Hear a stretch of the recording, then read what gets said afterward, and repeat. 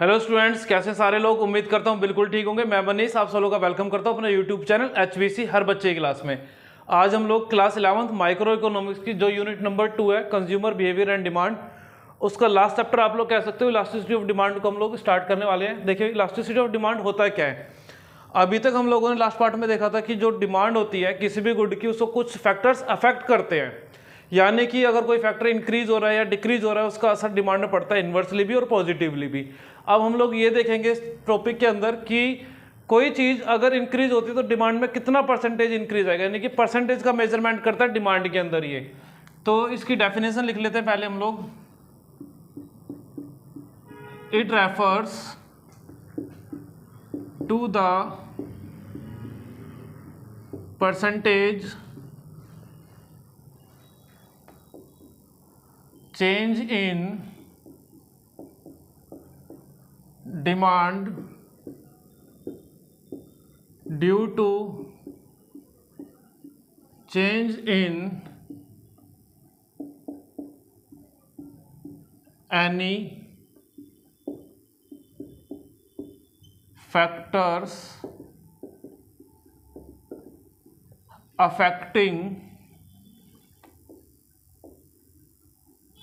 Demand.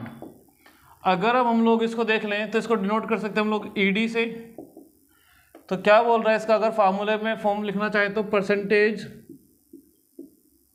Change in demand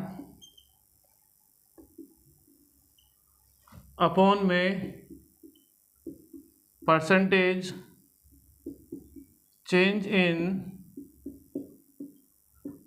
factors affecting demand.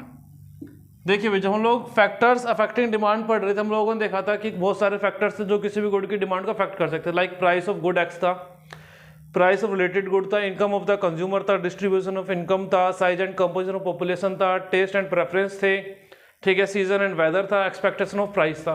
यानी कि वो सारे के सारे क्या फैक्टर्स अफेक्टिंग डिमांड है। किसी भी फैक्टर्स यानी कि जो डिमांड को अफेक्ट करते हैं, उसमें चेंज आने के कारण डिमांड में कितना परसेंटेज चेंज आएगा, उसी को हम लोग क्या बोलते हैं, इलास्टिसिटी ऑफ डिमांड बोल देते हैं। इलास्टिसिटी ऑफ डिमांड को हम लोग 3 पार्ट में डिवाइड कर सकते हैं। Elasticity of demand can be of 3 types, can be of 3 types. Number 1, price elasticity of demand. देखिए प्राइस इलास्टिसिटी ऑफ डिमांड क्या होता है, due to change in price of good X, यानी कि जो भी पर्टिकुलर गुड आप परचेज करने वाले हो या परचेज कर रहे हो, उस गुड के प्राइस में चेंज आने के कारण डिमांड में क्या चेंज आएगा, उसको बोलेंगे हम लोग प्राइस इलास्टिसिटी ऑफ डिमांड। क्या बोलेंगे उसको, price elasticity of demand. Due to change in price of good, यानी कि जिस भी गुड वो आप परचेज करने वाले हो या परचेज कर रहे हो, उसके प्राइस में जो चेंज आएगा उसके कारण डिमांड पे कितना परसेंटेज चेंज आएगा, उसके मेजरमेंट को बोलते हैं हम लोग प्राइस इलास्टिसिटी ऑफ डिमांड। फिर जो सेकंड आता है वो है हमारा क्रॉस इलास्टिसिटी ऑफ डिमांड। अब जो क्रॉस इलास्टिसिटी ऑफ डिमांड होता है वो होता है due to change in price of related goods. अब देखिए भाई, रिलेटेड गुड्स हम लोगों ने देखा था कि 2 टाइप की होती थी, एक थी सब्स्टिट्यूट और सेकंड थी कॉम्प्लीमेंट्री गुड्स। अगर किसी भी सब्स्टिट्यूट गुड में सब्स्टिट्यूट गुड के प्राइस के अंदर चेंज आता है, उसके कारण उनकी जो सब्स्टिट्यूट गुड है, दूसरी गुड है, उसकी डिमांड पे क्या असर होगा, उसको बोलेंगे क्रॉस इलास्टिसिटी ऑफ डिमांड। ऐसी कॉम्प्लीमेंट के अंदर सपोज कॉम्प्लीमेंट्री गुड्स का एग्जांपल क्या था, कार पेट्रोल। पेट्रोल कितना परसेंटेज बढ़ता है और उसके कारण डिमांड जो है कार की वो कितना इफेक्ट होगी, उसके परसेंटेज चेंज को हम लोग क्या बोलेंगे, क्रॉस इलास्टिसिटी ऑफ डिमांड बोलेंगे। और जो तीसरा टाइप हो सकता है वो हमारा इनकम इलास्टिसिटी ऑफ डिमांड, इसके नाम के अंदर ही मतलब छुपा हुआ है कि इनकम के कारण चेंज आएगा। किसकी वजह से चेंज आएगा? ये इनकम की वजह से चेंज आएगा, ड्यू टू चेंज इन, ये change in price of related good है, change in income of the consumer. Suppose कोई भी कंज्यूमर हो सकता है, उसकी इनकम डिक्रीज हो गई, उसकी इनकम डिक्रीज होने के कारण वो डिमांड में कितना परसेंटेज में कमी करेगा, that is called income elasticity of demand. इसी तरीके से अगर किसी पर्सन की इनकम इंक्रीज हो जाती है, उस इनकम के बढ़ने के कारण क्या करेगा, गुड्स को ज़्यादा परचेज करेगा, डिमांड इंक्रीज करेगा। कितना परसेंटेज डिमांड के अंदर इंक्रीमेंट होगा, उसको मेजर कौन करेगा? Income elasticity of demand. अब देखिए भाई, हम लोगों ने डेफिनेशन कर ली इलास्टिसिटी ऑफ डिमांड की, इसका फार्मूला क्या बन सकता है हम लोगों ने वो देख लिया। फिर तीन टाइप के अंदर हो सकता है, प्राइस इलास्टिसिटी ऑफ डिमांड, सिर्फ प्राइस के कारण, गुड के प्राइस के में चेंज आएगा, उसके कारण क्या डिमांड पर असर होगा। क्रॉस इलास्टिसिटी, मतलब जो रिलेटेड गुड्स है कंप्लीमेंट्री हो गए, सब्स्टिट्यूट हो गए, उनके प्राइस में चेंज होने के कारण उन पे क्या असर होगा, डिमांड पे। इनकम के कारण कोई भी कंज्यूमर इनकम घटती है या बढ़ती है, डिमांड पे क्या असर होगा, क्या इफेक्ट होगा, उसके परसेंटेज में क्या बोलेंगे हम लोग, इनकम इलास्टिसिटी ऑफ डिमांड बोल देंगे। अब आपके जो सिलेबस में है वो सिर्फ और सिर्फ है प्राइस इलास्टिसिटी ऑफ डिमांड। हम लोगों को मेन काम करना है किस पर? प्राइस इलास्टिसिटी ऑफ डिमांड पर करना है। तो एक काम करें, इसका स्क्रीनशॉट ले सकते हैं, मैं इसको रफ करता हूँ फिर। चलिए भाई,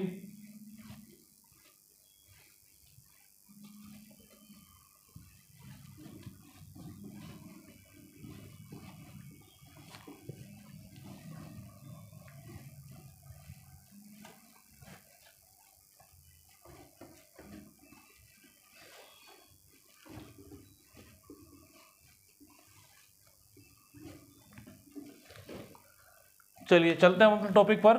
मेन टॉपिक जिस पर हमें काम करना है, price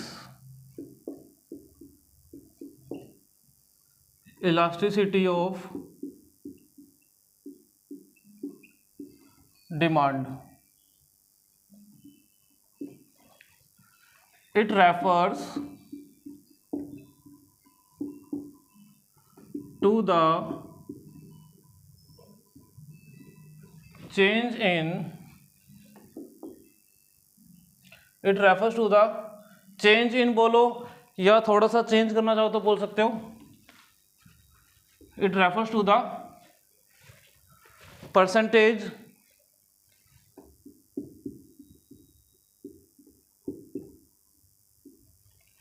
percentage change in quantity demanded due to the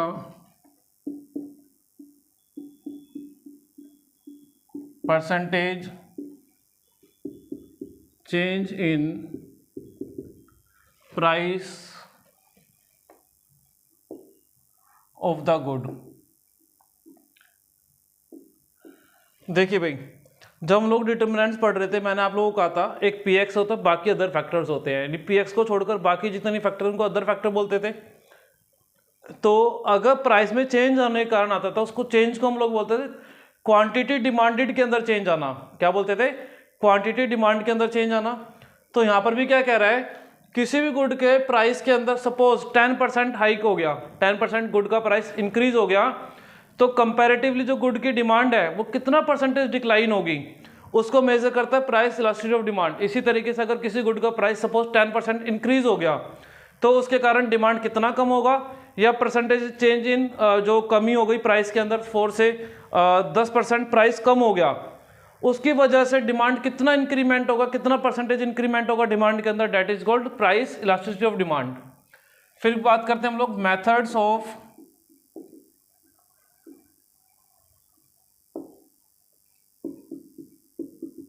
price elasticity of demand. तो मेनली दो मेथड होते हैं, एक्चुअली मेथड इससे ज़्यादा होते हैं, आपके सिलेबस में दो हैं तो मैं दो के बारे में डिस्कस करूंगा। नंबर 1 होता है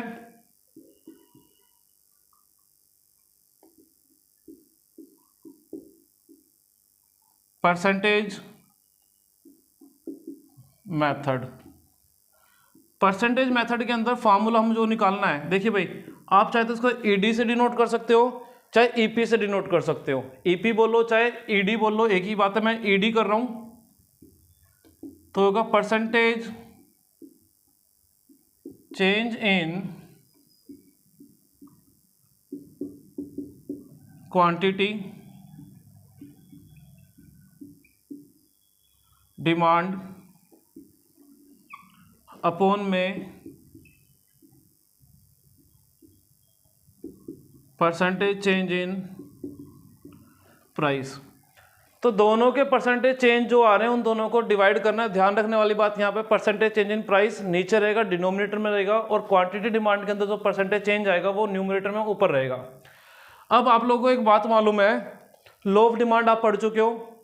लो ऑफ डिमांड में क्या बोला था, अगर प्राइस बढ़ता है तो डिमांड घटती है, प्राइस घटता है तो डिमांड बढ़ती है, यानी कि इनवर्स यानी कि नेगेटिव रिलेशनशिप को शो करता है क्या चीज, लो ऑफ डिमांड। इसी तरीके से जो प्राइस और डिमांड है उसके बीच में इनवर्स रिलेशनशिप है, तो हम लोग यहाँ पर माइनस के साइन को यूज करते हैं। हालांकि इससे आंसर पे फर्क नहीं पड़ता है, लेकिन इसको आप यूज करोगे और साइन को इग्नोर करना है। क्यों करना है, क्योंकि ये ऑलरेडी माइनस में है और जो चेंज आएगा वो भी माइनस में रहने वाला है। एक मेथड हो गया हमारे पास, कौन सा, परसेंटेज चेंज मेथड या परसेंटेज मेथड। और जो सेकंड मेथड है उसको मैं इधर लिख देता हूं, that is called proportionate method.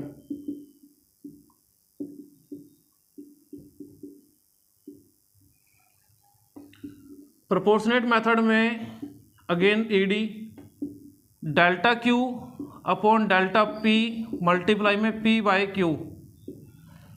अब ये डेल्टा का मतलब होता है चेंज इन क्वांटिटी अपॉन में change in price multiply by price upon में क्वांटिटी।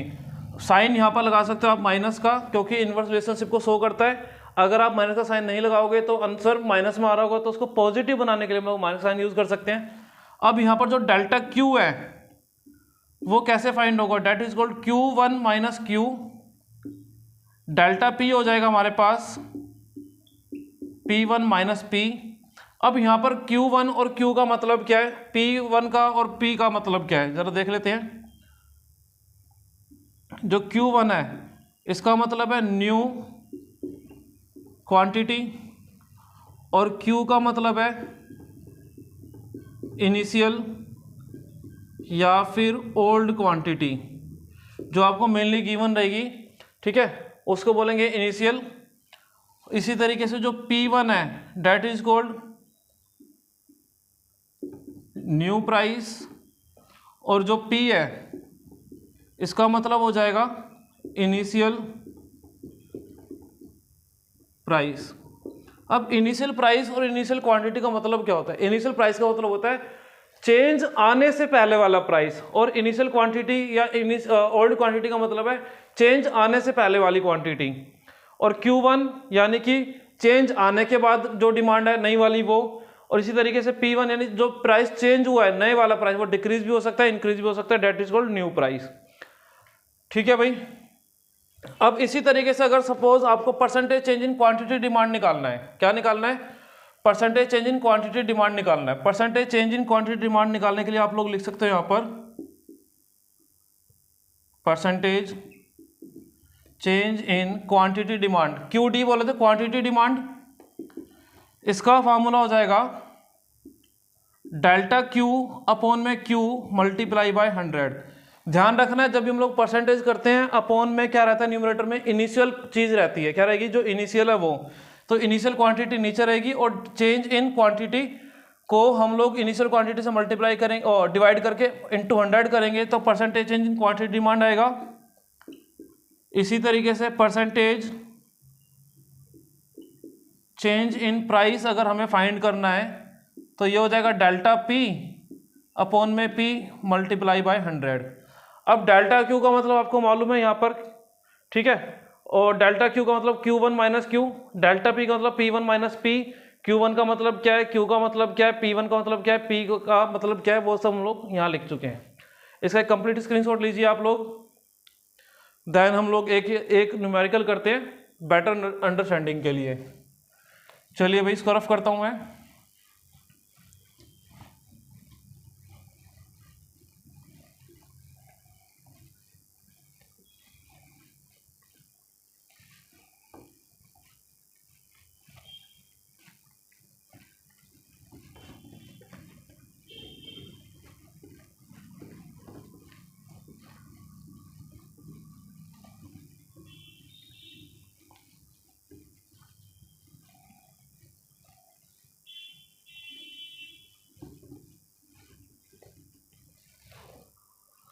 एक न्यूमेरिकल ले लेते हैं एग्जांपल। आपकी बुक से एक एग्जांपल उठा लेते हैं इसको समझने के लिए। चलिए भाई,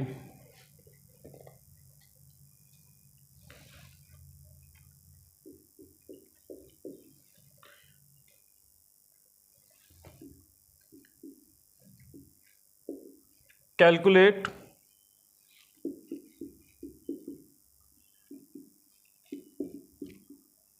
price elasticity of demand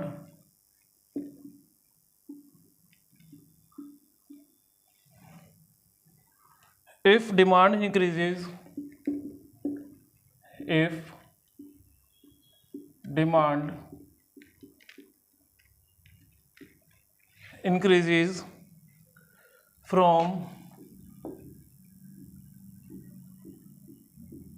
4 units, ये 4 लिखा हुआ है, 4 units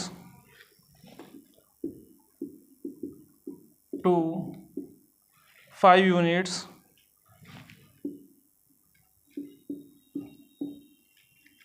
due to fall in price, due to fall in price from ₹10 to ₹8। देखिए भाई, यहाँ पर हम लोग के पास एक न्यूमेरिकल गिवन है।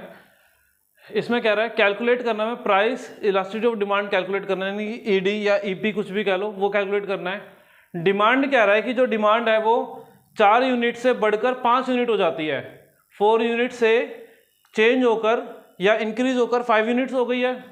किसके कारण? क्योंकि प्राइस कम हो गया ₹10 से लेके ₹8, यानी कोई गुड पहले 10 रुपये की आती थी तो 4 यूनिट परचेज करी जाती थी, उसका प्राइस फॉल हो गया, 10 से घटकर 8 रुपये रह गया, तो डिमांड ऑब्वियसली बात है बढ़ेगी। 5 यूनिट्स हो गई, वो 4 से बढ़कर 5 हो गई है, तो हमें इसमें ईडी फाइंड करना है।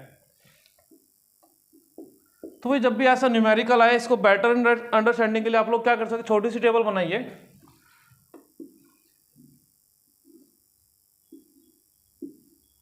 यहां पर एक काम करिए आप लोग, प्राइस लिख लीजिए, यहां पर क्वांटिटी लिख लीजिए। प्राइस कितना है? 10, ठीक है, और ये क्वांटिटी हो गई हमारी, और क्वांटिटी 10 प्राइस है। देखो भाई ₹10 पर 4 यूनिट्स परचेज करता है वो, ठीक है भाई। इसी तरीके से प्राइस जब घटकर 8 रुपये हो जाता है, ठीक है, तो वो क्वांटिटी बढ़ा देता है, 5 कर देता है। अब आपको बात मालूम हो चुकी है, मैंने अभी जो समझाया उसके अकॉर्डिंग क्या बताया है कि जो पहले प्राइस चेंज होने से पहले, इसको हम लोग क्या बोलेंगे, P1 बोल सकते हैं। इसको क्या बोलेंगे, इसको मैं अलग से लिख लेता हूं, ये P1 है, सॉरी P है, ये चेंज से पहले है ना, तो प्राइस है, इनिशियल प्राइस है, P है। इसी तरीके से क्वांटिटी चेंज से पहले तो Q बोल देंगे इसको, चेंज के बाद वाली क्वांटिटी है तो न्यू क्वांटिटी, चेंज के बाद का प्राइस है तो P1। तो हम लोगों को गिवन क्या क्या यहां पर, P कितना है 10, P1 कितना हो गया 8, Q है हमारे पास 4, Q1 है हमारे पास 5। हमें ED का निकालना है, तो ED का फॉर्मूला क्या था, delta Q upon delta P multiply by P upon में Q। अब देखिए भाई यहाँ पर अलग से आप लोग क्या करेंगे, डेल्टा Q निकाल लीजिए। डेल्टा Q क्या होता है, Q1 माइनस Q। अब देखो भाई Q1 क्या है, Q1 है 5 और Q कितना है 4 है, तो कितना आ गया, डेल्टा Q हमारे पास आ गया 1। इसी तरीके से डेल्टा P निकाल लीजिए, P1 माइनस P, P1 कितना है हमारे पास 8, P कितना है 10, तो कितना आ रहा है -2 आ रहा है। अब आप लोग देख रहे हो जब भी आप प्राइस रेशियो ऑफ डिमांड निकालोगे तो हमेशा कोई एक चीज, चाहे वो प्राइस होगा चाहे क्वांटिटी होगा, जैसे यहाँ पर प्राइस नेगेटिव में आ रहा है ऐसे क्वांटिटी माइनस में आ सकती है, तो उसी को पॉजिटिव करने के लिए हम लोग यहाँ पे अलग से माइनस का साइन लगाते हैं, जो अभी फार्मूले में बताई गई थी बात। अब कुछ नहीं करना, अपने सॉल्यूशन के लिए वैल्यूज पुट कर दो। डेल्टा क्यू कितना निकाला है हम लोगों ने 1 निकाला है। डेल्टा पी देखो कितना निकाला है -2 निकाला है। पी कितना निकाला है, पी गिवन है हमारे पास 10, क्यू हमारे पास गिवन है 4, क्यू 4 है। अब देखो ये माइनस है, अब इसकी वजह से सारा आंसर माइनस होगा, लेकिन हमें आंसर चाहिए पॉजिटिव में, इसलिए हम लोग ये अलग से साइन माइनस का अलग से यूज करते हैं। अब इस माइनस से ये माइनस क्या हो गया, कैंसिल हो गया, माइनस माइनस क्या होता है, पॉजिटिव हो जाते हैं। अब करिए सॉल्व इसको, 2 से कट करोगे 10 को 5 पे आ जाएगा, और इससे इसको कट करोगे तो कितना आ जाएगा 1, 4 1 जा 4, बचा 2, 2 तो नहीं आता, डेसिमल लगाओगे, एक जीरो लगोगे, 2 के पीछे 0 20, 5 के 4 के टेबल में 4 5 जा 20, तो यहाँ पर जो आपकी ईडी आई है वो कितनी आ गई 1.5 आई है। क्या ये 1.5। अब हम लोग नेक्स्ट वीडियो के अंदर क्या देखेंगे, degrees of elasticity of demand देखेंगे। उसका छोटा सा व्यू मैं यहाँ पर देता हूँ। ईडी की वैल्यू 1 से ज़्यादा है, ईडी की वैल्यू बच्चे क्या है 1 से ज़्यादा है, तो हम लोग यहाँ पर लिख सकते हैं क्या, there is more than unitary elastic demand, यानी कि यहाँ पर प्राइस में जो चेंज आ रहा है वो कंपैरेटिवली कम है एज कंपेयर टू डिमांड में। प्राइस कम चेंज होगा तो डिमांड ज़्यादा बढ़ेगी, तो ये बोलेंगे मोर देन यूनिटरी, क्योंकि 1 से ऊपर आया है। आप लोग इसका अपना स्क्रीनशॉट ले सकते हैं। इसके साथ मैंने इलास्टिसिटी ऑफ डिमांड की डेफिनेशन, कितने टाइप की होती है इलास्टिसिटी वो दिखा दी, और प्राइस इलास्टिसिटी क्या है जो आपके पेपर का मेन पॉइंट ऑफ व्यू है, और फिर उसके ऊपर एक न्यूमेरिकल करके दिखा दिया है। न्यूमेरिकल हम लोग और करेंगे, कम से कम 10 से 12 न्यूमेरिकल करेंगे, लेकिन आने वाली वीडियोस के अंदर ये सिर्फ अंडरस्टैंडिंग के लिए था, ताकि आप लोगों को डेफिनेशन के साथ साथ ये कॉन्सेप्ट क्लियर हो जाए कि ईडी होता है क्या है। इंपॉर्टेंट टॉपिक है, 3 से 4 नंबर का डेफिनेटली एग्जाम के अंदर आता है, तो करके जाना, छोड़ना नहीं है। इस वीडियो के लिए इतना ही। चलिए भाई, बाय बाय, टेक केयर।